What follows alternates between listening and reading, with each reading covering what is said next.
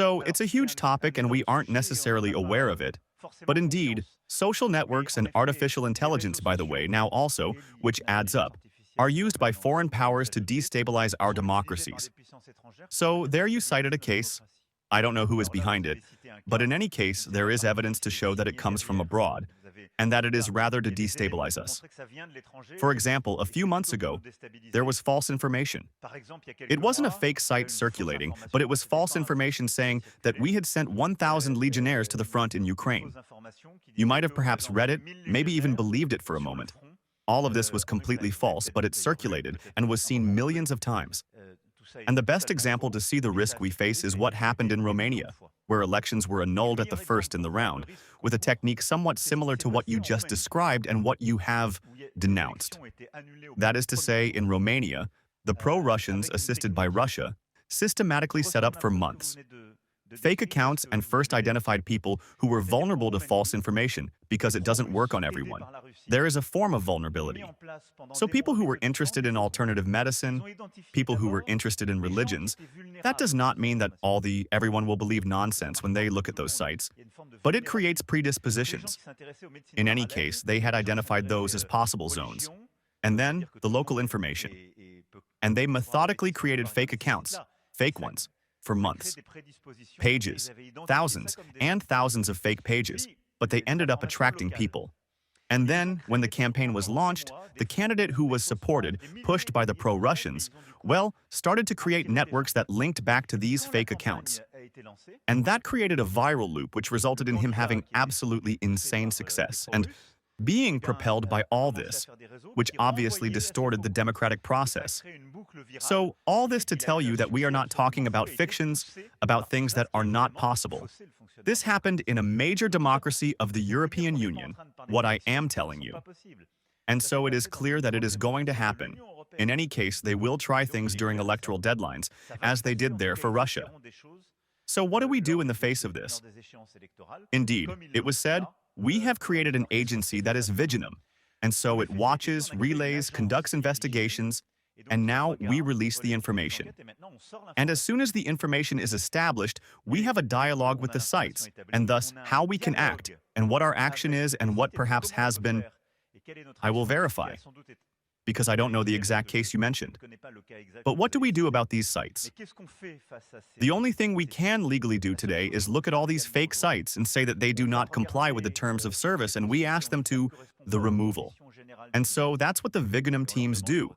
They request the removal of these sites, all this information, when it is identified as interference. However, it's extremely long, complicated, slow, and so we can see that we are in a phase. And that's what we are preparing. We will have to toughen up. And so what we want to implement, and we did a little with the first directives, the Digital Services Directive that was pushed by France in 2022 during our presidency, and then adopted a few months later.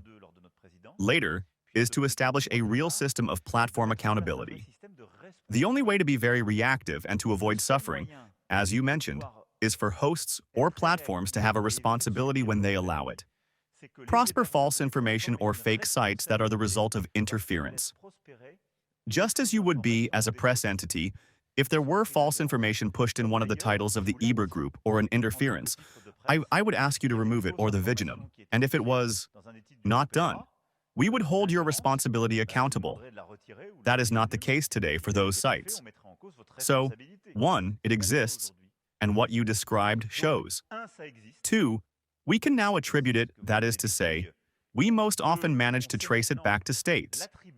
I mentioned Russia, which is the most aggressive, but it's not the only one. We could come back to that. 3, we manage to act, but really, it's a daily battle for the teams. 4, now we will have to industrialize, so we are putting much more resources. We are also putting them in place to alert everyone to this risk, and then to establish a system of responsibility for platforms and networks so that they remove content much faster. And if they do not remove it, for them to themselves hunt down and bear responsibility when they allow these interferences to thrive. I work in communication. I am engaged with social media daily, and I am of both Romanian and French nationality. Exactly a year ago, the first round of the Romanian elections was annulled by the Constitutional Court. which is historic and created a strong mobilization within the Romanian diaspora, of which I was a part. We had many concerns given the background of our country, which experienced a very severe communist regime. Until recently, Romania is a country close to France, and my question, to which you have already partially responded, is to know how, with the upcoming municipal and presidential elections next year, we can protect ourselves and avoid experiencing what Romania or even Moldova have gone through. Thank you. So I began to answer. Romania has provided a feedback report. There is a very comprehensive report that was done by Romania and shared with us, which allows me to tell you what I just explained with the methodical work that was done before by, I would say, largely the Russians and the pro-Russians. Moldova also had its election, with a lot of interference and meddling from Russia, which tried to manipulate. The most organized system we've seen is clearly the one in Romania, because it was done with both fake information on the networks, but a lot of controls, and so in some way they created a cloud. Then they accelerated. In Moldova, it was a lot of fake information that was pushed by accounts. So the way to prepare for it is, first, to strengthen the system, which is what we're doing with Viginium. Second, to make things public. That is to say, in a democracy, we are all antibodies to interference. Normally, when we know, we are victims of this when we know we can be exposed to it. And that's why their whole strategy relies first on people who are a bit more vulnerable or gullible, whom they identify. But all of us, if we are clear-headed and aware of it, that we know the risk exists, we are more careful, we are more vigilant. And that's very important, and the importance of our discussions for me is that it creates vigilance because we become aware. Honestly, 1 or 2 years ago, I think no one would have had the debate in a room like this today. 2 years ago, no one would have said it could happen. No one. And I would even say, going back to just before 2022, which is not so long ago, before the outbreak of the Russian war of aggression in Ukraine, we had much less interference, much fewer information wars pushed by Russia. You would have told me, he is crazy, or he is paranoid. But today, it's truly a reality. So, our vigilance is first and foremost something that protects us.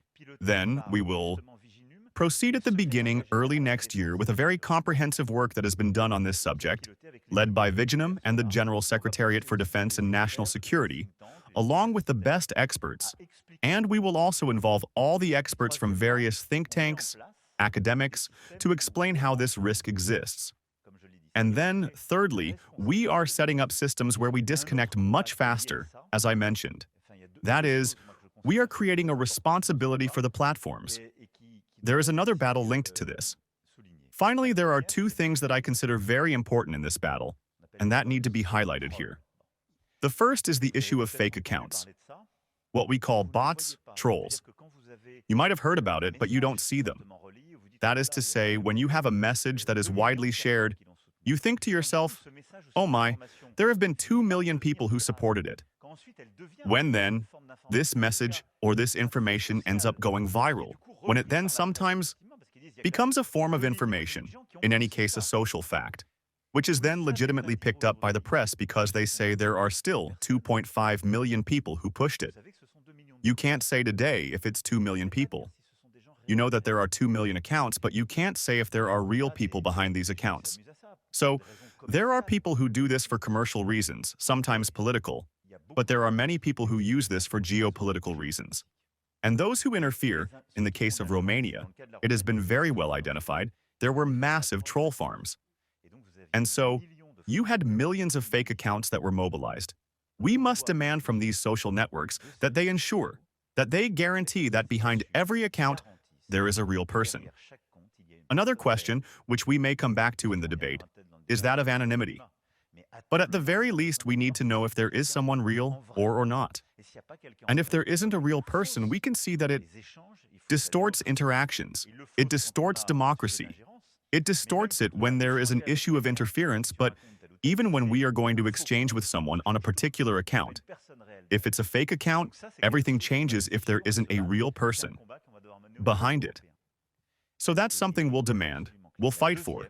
It's a battle we will have to lead at the European level. and it is absolutely key. The second is that during election periods, we must no longer allow the purchase of information pages. And here, if you'll allow me, I'd like to make a small parenthesis just for a minute, because when we talk about all this, we will return, I think, to all the topics related to social networks. I think that, collectively, we must never forget what we're talking about, and I think this little clarification is important for all of us, meaning that when I want to inform myself, I will watch a newspaper on television. We have people who are paid for that. And there is a public contribution, there is an economic model behind it, where I will buy a press title, regional or national. I pay to be informed.